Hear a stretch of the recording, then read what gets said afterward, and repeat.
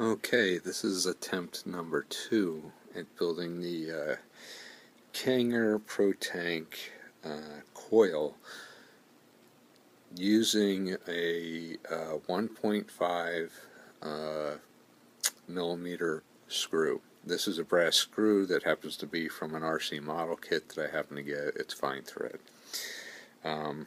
Everything's pre-cut.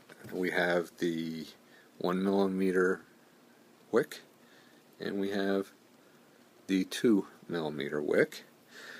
This is assuming everybody knows how to take apart the wick assembly and pull the old wick out and put the new one in.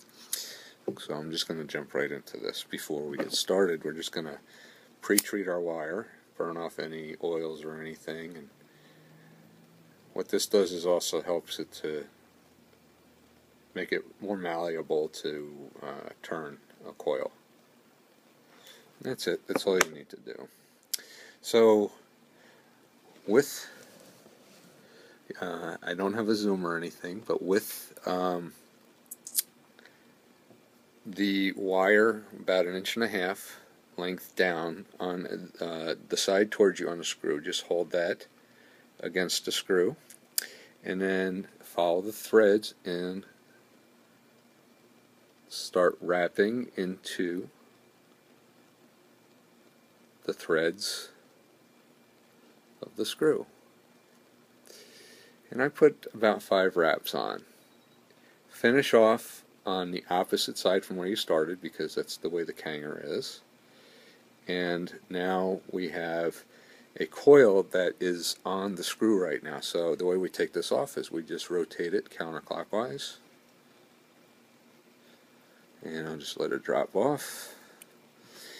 And what you're left with, I'm not sure if you can see that, but it's a perfect coil. And I'm not sure if you can see that or not. Okay, it is a perfect coil. And what we do after this is I take the 2 millimeter wick, and what I do is I just give it a little twist to tighten it up a little bit. Now if you over tighten this stuff, it'll break. It is silica. Okay. What we do is we rotate this into the coil counterclockwise. Now what you're going to experience is a little bit of fraying.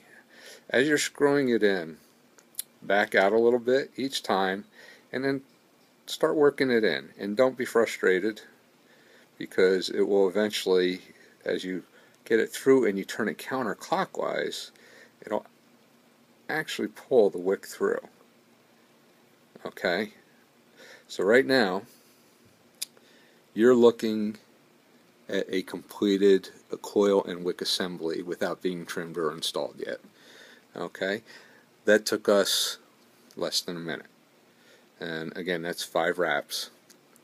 I'm going to remove my third hand here, which my friend, when I told him I had a third hand, he immediately responded that I have a third leg. That was funny. Okay, moving on. Alright, what we're going to do now is we're going to assemble the wick into the base.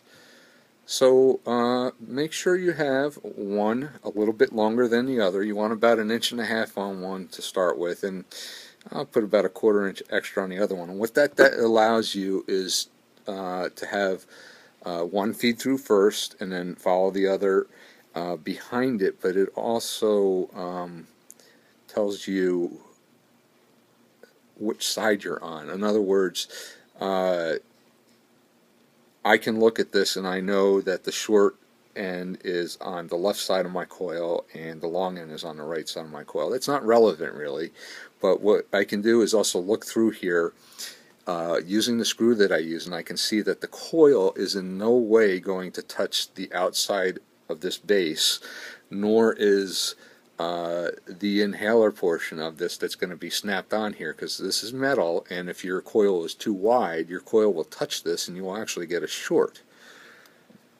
So once we get that in there, what I do is I always let the long leg be the leg that's going to go back into the rubber grommet. So I can see that I have this position where I want it. I don't cut this. I just take this one leg and I bend it straight up.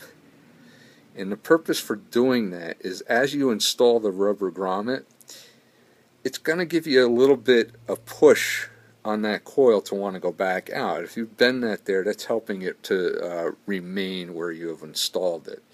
So I'm going to go ahead and slide this through the grommet, and I'm going to push the grommet back in as carefully as possible, because when you're pushing that grommet in with the wire in the center, you can actually push the coil out. So finish installing the grommet. Okay, push that right up till it's in there. Now that bend that I put on the first wire, which is locked in with the grommet for a contact, is now holding the coil in position. So now that I have that where I want it, I'm going to take the second wire and I'm just going to bend this one over as well. I don't do any trimming until this part right here. I'm going to go ahead and install the pin. Okay, once the pin is installed, then I'm going to go ahead and do my trimming. This is the best time to do it because you need those tag ends to help you do this job. And you need a side cutter, and it gets it right tight up against the coil where you don't have to worry about anything. Before I drop this in, I'm going to go ahead and just trim this down just a little bit, just so I don't bump it or do anything like that. I'm just going to trim it down, pre-trim it. Might have to trim it some more. Okay, and then the next step is, depending on your preference, is putting in the top wick.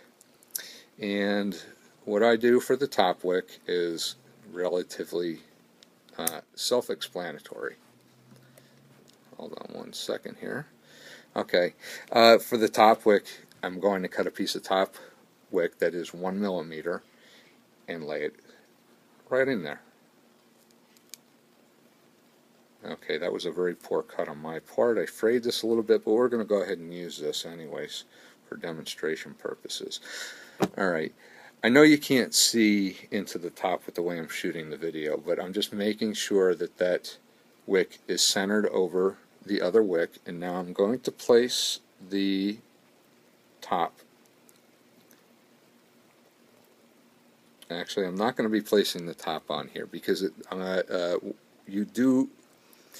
you should put this top on while the base is on here. It doesn't have to be screwed all the way in, but if you screw this in a little bit, it gives you more to hold on to when you're putting this top cap on. So now I'm going to attach the top cap.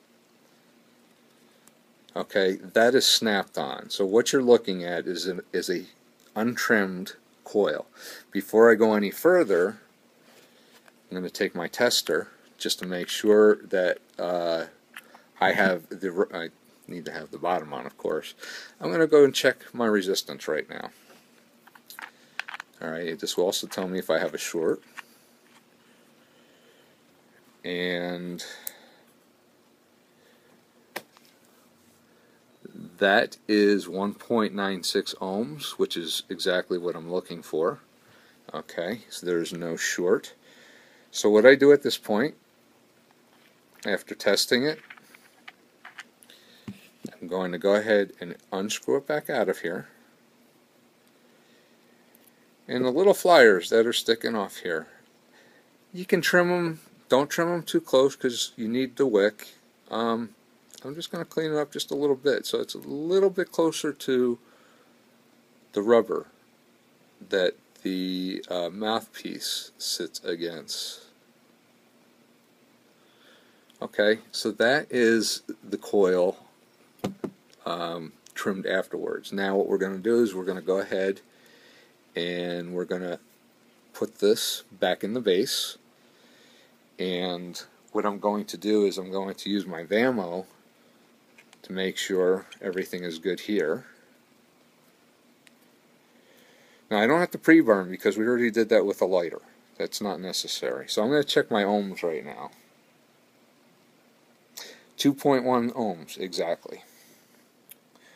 So let's see if we're successful.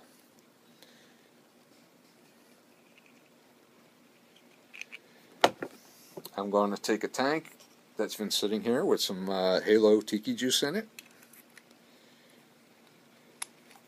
I'm going to go ahead and let the wick soak up some of that juice. Alright, now that wick is soaking up the juice right now, so I just want to make sure I don't get a dry hit here. I'm going to double check my ohms to make sure I don't have a short. And it's exactly 2.1 ohms on the ammo.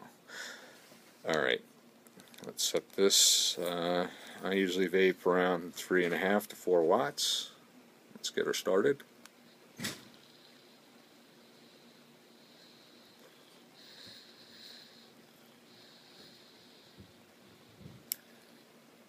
She's got to get primed up a little bit. So, let's give her some. I'm going to do some dry pulls on this.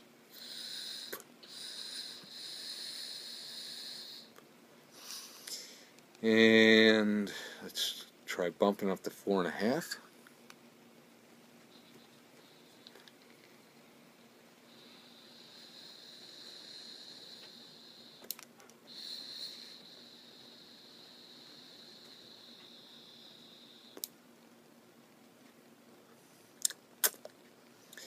That's good. I'm confused as to why I had to bump it up to 4.5 watts as opposed to 3.5. It could be because of the wick is a little bit different than the original wick, which is the one I was using. This is only my second rebuild. The first one I used a larger screw and a 3mm wick, and I wasn't happy with the results. So I'm trying to duplicate the Kanger wick itself. Let's give it another shot here just to see where we're at. I got it back down to 3.5.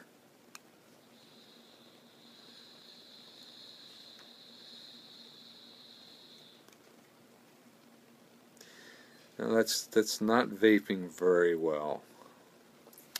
Let me just try it back at 4.5. I'm going to do some more dry pulls.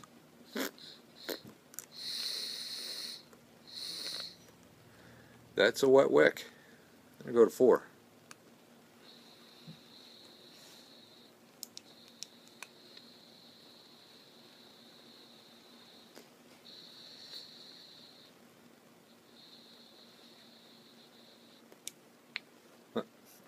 Well, I'm going to post this video anyways. My results right now I'm not happy with. I'm not sure what the problem is, but the point of this video was to show you a real easy way to make a coil for the Kanger or just about anything else that needs a coil using a screw. It makes life very easy. You get perfect helixes, and it literally takes less than a minute.